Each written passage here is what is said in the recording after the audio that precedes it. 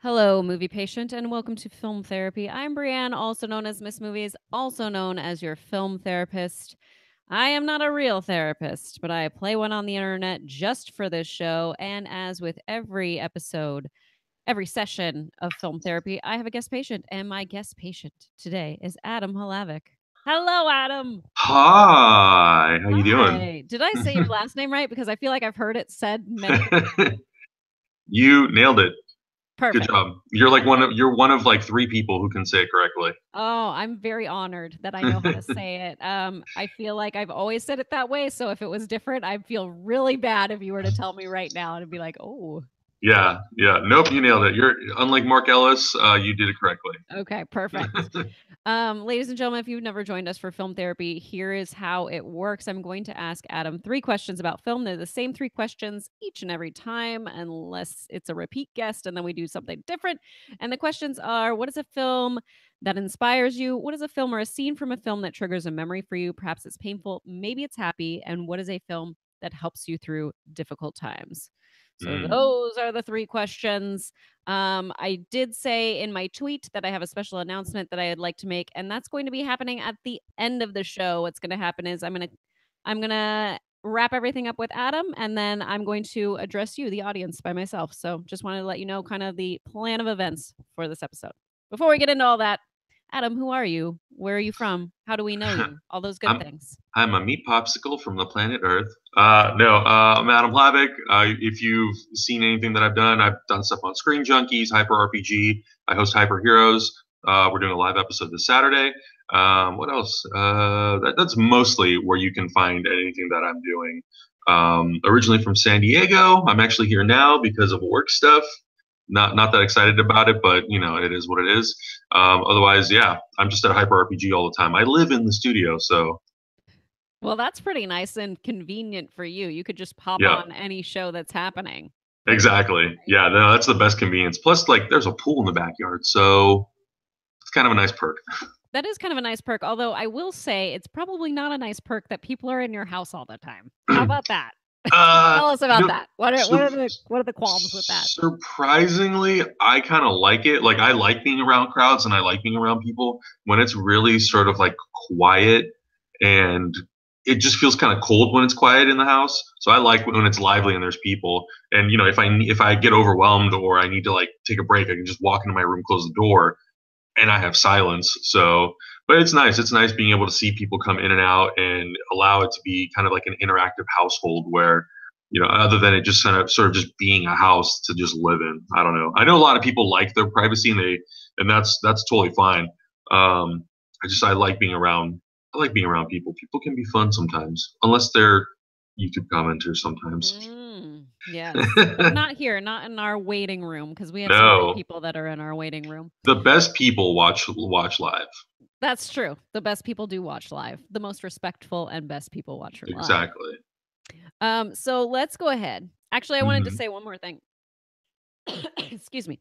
But I wanted to say I feel like that would be a really interesting reality show to be a show about hyper RPG and to follow you as it's like real world but Totally. with geeks and Yep. I want to see that. I want to watch it. Yeah. It would be a very interesting behind the scenes show because of just how many, because it's a crew of four people. And like I volunteer my time for Hyper. So it's like seeing these four people try to put together all of these different shows that we have and how much it takes a toll on them and seeing all the different people that come in and out of the house. It's super interesting. Like we were doing our Power Rangers show one day and randomly like Bruce Campbell walked into the house because he came to check the house out to do Stop a it. show, and I was Stop like, it. what is happening? What is this? What it was crazy, but yeah, it's interesting sometimes. I love it. I need Yeah, to come back. It's a little far for me, yeah, but I it's definitely enjoy it over there every time that I'm there. literally on the other side of the city. I know. It's probably like I'm the furthest point of LA. It would be the Hmm. furthest point the other way. And so it Yep, does make it hard to get over there. But 100% I do make the trek out for and sure. I love doing that. Yeah, And Hyper Heroes this Saturday is live. What time? it's at 1 o'clock Pacific. And that is you Hmm. and Hector and Augie. awesome. Yeah, yeah. So it's like we've been It's not the 1 year anniversary of the show, but we've been doing content on Hyper RPG for a year now. So I was like, well, they just celebrated their 2 year, so we might as well just keep the celebration Good. going. Keep that And celebration going. Also, exactly, Erica's just keep partying. birthday. Whose birthday? Erika Ishii's birthday Oh yeah. is this weekend. Very Oh, excited. there you She has go. her birthday stream. Friend of the Nice. show. All right, Yep. let's get into your first question, which is, hmm what is a film that inspires you? Yeah. So interesting question because when you originally asked me, my answer that I wrote down was Star Wars because I'm a diehard Star Wars fan. I've loved Star Wars ever since the first moment I saw it when I was 9, and that's kind of what got me going in making movies and wanting to pursue, visual effects and graphic design and all that stuff. But recently, the last couple of years, I've really gotten into Denis Villeneuve, and Sicario is actually a movie that, like, whenever I think about projects that I want to be making today and sort of incorporating real world aesthetics and how to sort of have a political message but still be about something else. Sicario is definitely a movie that always stands out to me of like, wow, this has something to say about sort of the political landscape that we're in. It doesn't necessarily take place around any particular thing that is currently like extremely current because it's about drug cartels, which is always current, but it's not something that we really see at the forefront of news nowadays. To me, it's just such an interesting story and the way it's crafted, and the way the story's told, and the performance and the direction, the cinematography. I think that's a movie that currently is like something that is continually inspiring me to want to make projects. Definitely make projects, especially with Denis Villeneuve, because I feel like he's one of those directors that I am fascinated by all of his films and just the Yeah. look of them. With Sicario, I think it's interesting that you say that drug cartel and information about drugs just in general isn't at the forefront, and I wonder if it's not at the forefront because it's just a constant, like you said. hmm And so it's just like, well, this is every day now, so we don't really need to report on it. Yeah, I mean, I believe there is some truth to that. I mean, especially being, in San Diego, we're so much closer to the border, and I feel like locally we hear about it a lot here in San Diego on the news. It's a bit more sort of at the forefront, but I think in a domestic sort of national sense, yeah, I think it's something that has sort of slipped under the radar in a sense because yeah, it's not the forefront. Like right now, the things that we're worrying about the most is, as we should be, mass shootings and weapon control. We're worrying about sort of the government in general and politics and the president. And yeah, like drug cartels are sort of because yeah, it's been such a common thing for so many decades, for so many years. It's not something that's talked about as much as some of the other things that are. But yeah, so no, I think there's absolute truth to that. There is truth to that. It reminds me of The Wire, which makes Mm. me think I wish Denis Villeneuve actually like directed some episodes of The Wire, which he did not, but I wish that Yeah, he would have, yeah. because there is a great I want to say season 3 is all Mhm. about like, I mean, well, they're all mainly about drugs and running drugs and stuff like that. But there's this Mhm. one episode called Hamsterdam that I'm thinking of, where it's just like we've created this area, this Mhm. area where it's okay for you to sell drugs. But outside of that, it's not. It's just like, oh man, we're getting into some deep, deep stuff here, The Yeah, Wire. That's such yeah. a great Oh, show. man. But Denis Villeneuve, like when did you first notice him? Was this the first film that you noticed him as a director? Yeah, you were a guest on, I think, Concession Stand when we were doing it back at Geek and Sundry. Um, we did like a portion of the show where we watched trailers, and Mhm. Sicario was something that came up, and I don't remember who it was it might have been our friend Dustin, maybe Zach. I'm not sure exactly who, but they were like, "Oh, have you heard of this director Denis Villeneuve? He did a movie called Prisoners and Enemy." And I was like, I've never heard of this guy.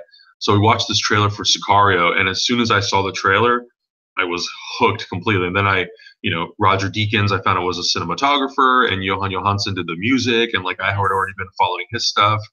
Um, so I kind of got hooked.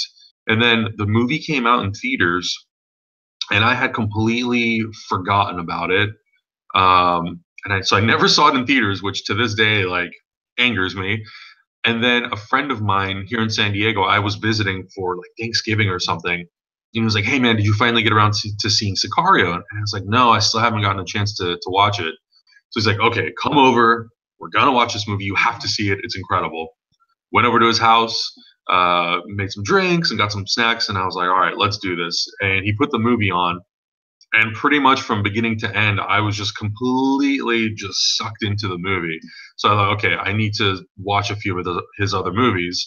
So Arrival was, I think, just coming out in theaters. So I went to the ArcLight. I saw Arrival, and it was a Q&A with him and Amy Adams. Oh, Love, those are always awesome. Those are yeah, love always that movie. awesome. Scott Mance was moderating it, which was great. It's Love always great it. to see Scott. And then I went back and I saw Prisoners, which, like, in all honesty, that might be my favorite Hugh Jackman performance that I've seen. It's Mhm. incredible. Like, it's just so raw and so real. You completely feel for him throughout this entire movie, no matter how dark and sort of crazy he gets throughout the movie.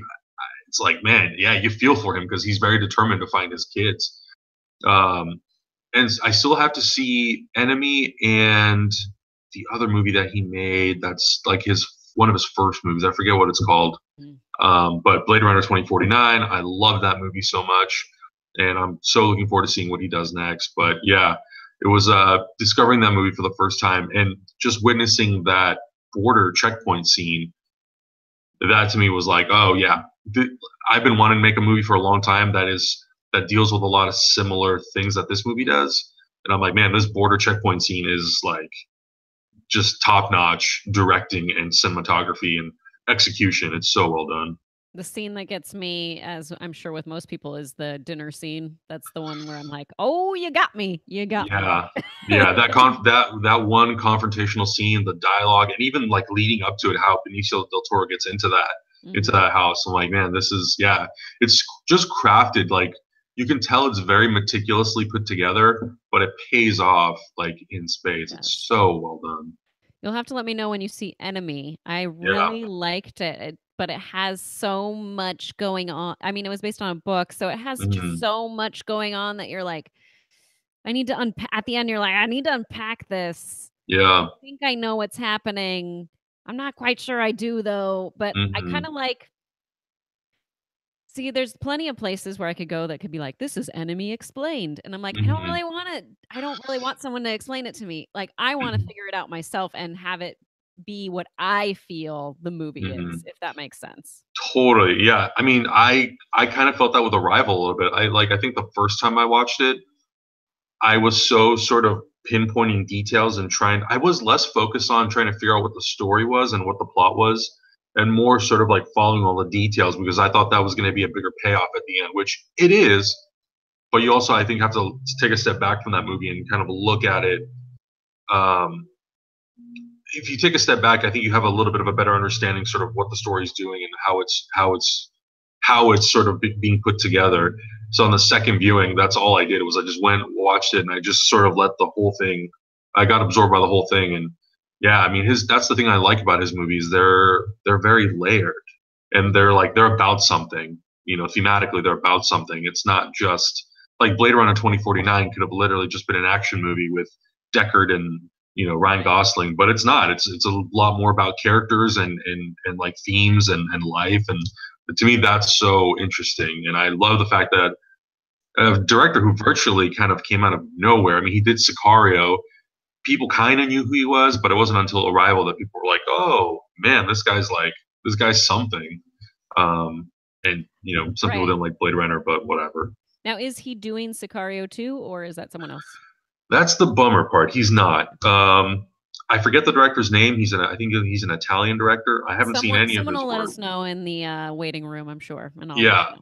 So yeah, I'm not 100% sure who that director is, but it's still being written by Taylor Sheridan, and I really like Taylor Sheridan. I've liked all the movies that I've seen. I've liked that he's done. So I'm hopeful. I'm hopeful. I'm a little bummed that Emily Blunt's not in it. That's the only thing that I'm like, oh, come on.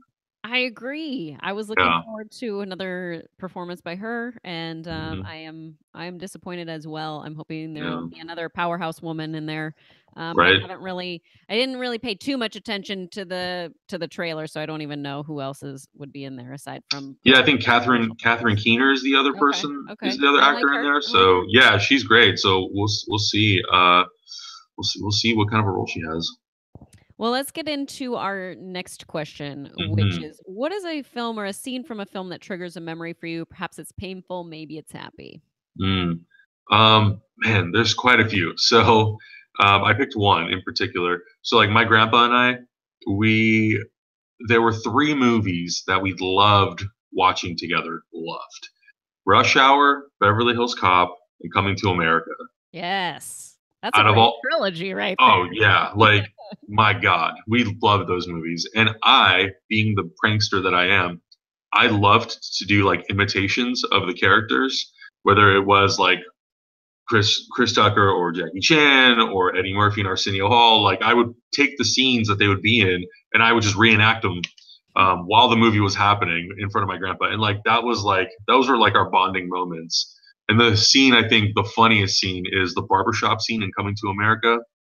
Just going on and on and on, talking about boxers and Frank Sinatra and all this stuff. Like it's just such a funny scene, and the way Eddie Murphy closes out, where he's just like, all these guys are just dogging him, and he just looks at him, just like fuck you, and fuck you. Who's next? Just like every time, like my grandpa and I would just like be hysterically laughing at those scenes. So those were like big bonding moments for us, and I really haven't gotten a chance to have those in the last 9 years because he passed away. Um, so like you lose a little something. And like when I watch those scenes, I've seen those movies with like I've shown them to my friends who had never seen them before, which to me was crazy. I showed my friend Coming to America like a year ago, and it's so crazy how depending on who you watch a movie with, how the experience changes. I mean, my friend thought it was hilarious; he loved it, but it's like being able to watch that with my grandpa growing up for I don't know 20 years, 22 years. Um, it created like a really nice bond, and we would always just make jokes about it in passing. We would always like recite lines from the movie, or when I moved to LA and came back, like it was just that one thing that we always had. So that would be like my happy memory. Even though he's gone, he passed away. Anytime I think of him, I always think of that, and it's always like a nice reminder of the type of relationship that we had. Yeah, he lives on through those films, which is kinda Exactly. nice. Yeah. I Coming to America was the first rated R movie that I ever saw as a kid. Mm, My parents had rented it, I think because they allowed me to watch it because I was young enough that I wouldn't really know, like, what yeah. they were saying and things like that. Hmm. At least I think. I don't really know their reasoning behind that. But I Yeah. remember laughing at it. I don't know if I knew what was happening or if I was just laughing because other people were laughing. But Yeah. I don't remember the last time I saw it, but I can't think of that scene. So I'm hoping you can kind of run it down for us, the barber shop. Oh man. Okay. It's been a while since I've seen it. Just kind of the general, here's what is Yeah. happening. So they walk into the barbershop. It's after the scene where they go to get their like very New York style clothing. Mhm. They walk into the barbershop, and the barbers, by the way, all the barbers are played by Arsenio Hall and Eddie Murphy. Amazing. I love that. Yeah. In all in prosthetics. They're like all old. There's like a Jewish man, an older Jewish man, which I think is Eddie Murphy. There's one of the main barber who's Eddie Murphy, and then there's like two other barbers that are Arsenio Hall. And then there's a young Cuba Gooding Jr. in there, and he's getting his haircut, and he comes in there, and for whatever reason, they're arguing about boxing, and what they're talking about. I think in that, because they go to the barbershop multiple times. I think in that particular scene, they're arguing about um, Muhammad Ali and what his name is. And he's like, if his mom wants to call him Muhammad Ali, God damn it, this is a free country. If the man wants to be called Muhammad Ali, we should call the man Muhammad Ali. His mama named him Clay, I'm gonna call him Clay. And it's just like this banter back and forth. And Arsenio Hall and Eddie Murphy are just sitting there at the entrance waiting to get a haircut. And it's just like this constant banter And then finally, the one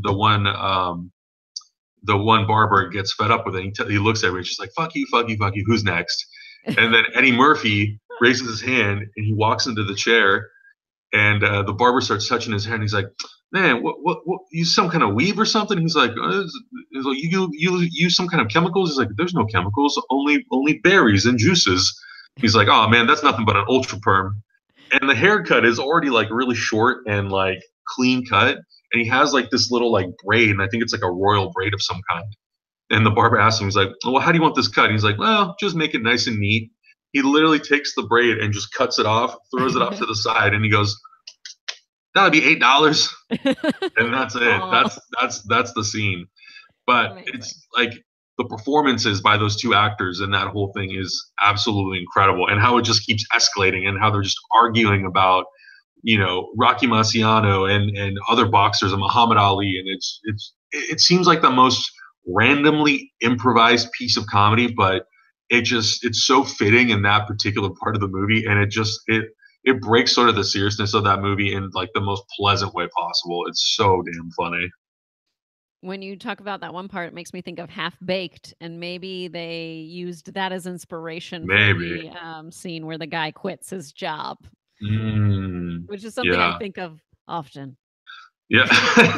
"F you, F you, you're cool. F Yeah, right, right. you." Yeah, I think the movie last time I saw it, it was on Netflix. So if it's on Netflix, you should give it a watch again. But it Mhm. was so funny when you mentioned, watching as a kid, because that's when I first saw it. I don't know, I must have been like 6. But all the movies that we had videotaped, they were all off of like the TV. So it was all the TV edited versions. So Oh, when you whoa. rewatch, yeah, so when you rewatch it as an adult, like the opening of the movie, the woman comes from out underneath the pool or the bathwater. She's like, "The royal penis is clean, Your Highness." And I was like, "This is new. I don't remember this being in the movie." So it's like there's so many movies because that's all we did. We just VHS recorded everything off of TV. So we Right, all we had was edited versions of every movie. So they're all technically fine to watch. But like, right. yeah, I saw a lot, like all the Lethal Weapon movies and Beverly Hills Cop, obviously. And you rewatch the R-rated versions, you're like, "Oh, I get why we had these versions of the movies." I kinda wish we still had kinda TV edited versions only Yeah, to, like, be able to show watch with our kids in the room, but at the same yeah, time, I understand why people don't do it. There was a documentary called Clean Flicks. hmm I don't know if you've ever heard of it. And no, it was about this company in, I believe, Utah that would take movies and would clean them up so that way people could rent them. Because interesting. in Utah, you might have people that are very religious that are like, "I don't Yeah, want to watch a rated R film, but if you clean it up, hmm then I'll watch it." And it's pretty fascinating, actually. yeah, Um, Gosh, yeah, I wanna watch Coming to America. I did see that it was on Netflix. Maybe it still is there, and hopefully it mm, still is there. yeah. God, that movie's so funny. Oh my God, it's like I wish they made comedies like that nowadays. They don't. Yeah, they don't. At least I feel like they don't. Let's get into our 3rd question, hmm which is, what is a film that helps you through difficult times? Good question. I feel like I have quite a few that are sort of my feel good go to movies. I think at the top of my list would probably be The Empire Strikes Back. I think for some people, that's a really interesting choice for a movie. But I think for me, the big portion of that movie, for me, that sort of helps me get that's sort of like my zen is all the sequences on Dagobah with Yoda, where he's talking about the Force and this very like spiritual sort of uh, yeah, it just has this like very spiritual sort of feeling to it. Mhm. And just listening to Frank Oz sort of recite what the Force means to the Jedi, what the Force means to the universe, what it is, and how you can sort of access it, and if you have that power, what you can do with it. It sort of was like a very relieving thing to hear, because I always think of like, well, I'm sure in our world we sort of have something like that, like a force, this sort of like field around us that we can sort of like, if we can tap into it, it is something. Like, I think that's why a lot of people meditate to sort of, Mhm. relax. tap and into the force. yeah, exactly. And I think that's like a very realistic thing. Like, no, I don't think we can move objects and all that sort of stuff, but I think it is something that like we can access and then we can sort of align our feelings a little bit better. And it is sort of a nice way to like de-stress. Um, So yeah, so do you meditate then? I I don't really know. I think my version of meditation is honestly just like laying down and kind of like staring into a wall, Mhm. a blank wall, and usually what that does is like it kind of clears my mind. If I'm like looking either at a computer screen or a wall that has a bunch of stuff like posters, like there's a bunch of posters on this wall, there's a calendar. I think I pinpoint on something and it's very distracting to me. Whereas if I'm just kind of looking at a blank wall, it kind of like clears all my thoughts out. And I'm sure there's things that I think about, but I think at the same time, I'm sort of just like flushing all that excess baggage out of my head. And like napping also helps too. But usually that's what happens is like I get into this Zen mode and it Yes. like tires me out. Mhm. But I think it's like a relaxing tiring, not like I'm so overwhelmed I have a headache. But yeah, like having that movie in the background really helps, especially that big chunk of that movie, which is like it's a good chunk of that movie. It's like 30 minutes of him and Yoda, like Luke and Yoda, talking about the Force and what it means, and clear thoughts and all that sort of stuff. So yeah, Empire definitely is a big one. I'm gonna recommend an app for you. It's free. Ooh. And maybe I don't know if you have to upgrade and then you pay or whatever, but there's definitely a Hmm. free portion of it. It's called Headspace. Mm. And it's like it guides you through meditation, and I've used it and I have really liked it. I didn't know that I would ever try meditation or things like that, but Yeah. one that I really tapped into, and the voice is just so soothing that you're like, "Oh, I'll listen to this person talk to me all day, all night." But Sam Anderson says, "Yoda may be the first Christ Buddha allegory I was ever exposed to and arguably the best." Yeah. Yeah. That's the thing with Yoda, and I think it's a lot of it comes from the performance and how sort of like he sort of does have this like godlike floaty presence where he moves at a certain speed compared to the other characters, and the way he talks, his pronunciations, and even though he speaks in this like kind of reverse speak, there's something about it that's like very sort of soothing, and he talks slower and he enunciates more, and it's kind of relaxing. Like it is very therapeutic, and especially when I listen to that sequence with headphones, as opposed to having it on TV where it's a little more distant. If I have it playing like a lower volume through my headphones, it definitely has more of that. It's kind of, I guess it's kind of ASMR-y in a way when you don't have like these crazy sound effects happening. But yeah, it definitely sort of has that feel to it. And I'm totally downloading this app right now, by the Okay, perfect. Now, way. I wanted to know, how many times do you think you've seen The Empire Strikes Back? um, all the way through. That's a good question. I think collectively I've seen most of those movies. I don't know, at least 40 to 50 times all the way through. But like little sequences like that, like little chunks of the movie, countless times. I Do you couldn't even tell you. Where do you get, like, little chunks? Just YouTube or Yeah, like I'll YouTube it, or I have them all backed up on my computer. So a lot of times I'll just load it up on my computer, or if I have a copy on my phone, then I'll just go to that specific sequence in the movie. Nice. Well, thank you, Adam, for sharing your films with us today. Of course. Where can everyone find you? I'm all over the interwebs: Facebook, Instagram, Twitter, Vero. Oh, Uh, yay, Vero. you can just find me at Adam Hlavac on all social media, and then Hyper Heroes every single week on Hyper RPG. Yeah, and check them out this Saturday for their Yeah, live show at what time again? 1 p.m. Pacific. And that's on twitch.com/hyperrpg. Is that correct? It's actually going to be on YouTube this time. What? Okay, Yep, so we're going live on YouTube for the youtube.com first time. slash hyperrpg is what I'm Yep, gonna say. yep. Perfect. All right. Well, thank you so much, Adam. Yeah, thank you. Again, for those that are just joining us or have joined us late, we're going to say our goodbyes to Adam right now, and then I'm going to address the audience. So, again, thanks, Adam. Bye. Bye. All right, ladies and gentlemen. I said in my tweet that I have a special announcement that I wanted to make to you. And I didn't know exactly when I was going to make this announcement. And I just figured that it should be now. But at the end of March, let's say, so March 29th, I am going to be having Scott Mance on the show. As of now, I still don't know. I haven't heard back from him. I mean, I did kind of hear back from him. Anyways, ask him if he's going to be on the show. But Scott Mance is going to be my final film therapy for a minimum of 3 months.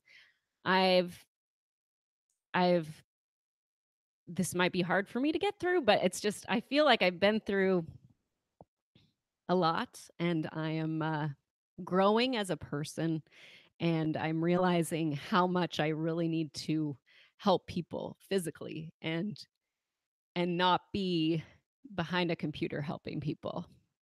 And I really want to just I used to teach and I felt like I was helping children a lot and I don't do that anymore.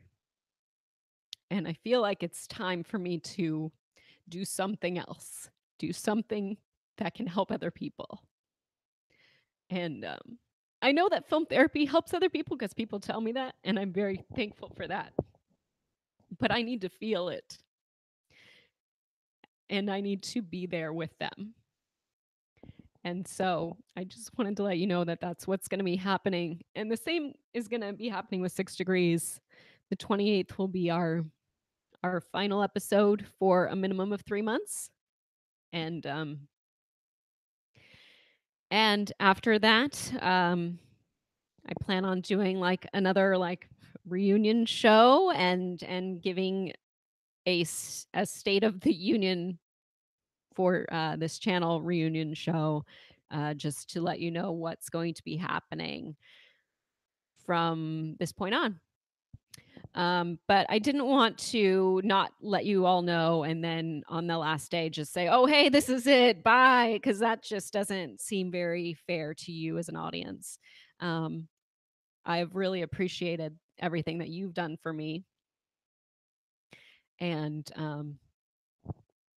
I really have loved this show, and I'm gonna miss it. But I know there's just so much more that I can do, and I just want to do it. So, anyways, you'll still see me. I'll still be around because I work for the Schmodown. So I will kind of be there. You'll see me on Patreon and things like that because that's my job. I do manage and direct that, and I'll probably pop up on camera from time to time. But if you don't see me, it's because I need to go out and I need to help other people, and I need to. The time is now. So I just want to thank you all for joining me today. You can find me on Twitter at Miss Movies. If you have any questions, you can send them there. Or if you want to email me, you can find my email address on my website, which is missmovies.net. Thank you for joining me today. I will see you next time. Bye. Bye. Bye. Bye. Bye. Bye.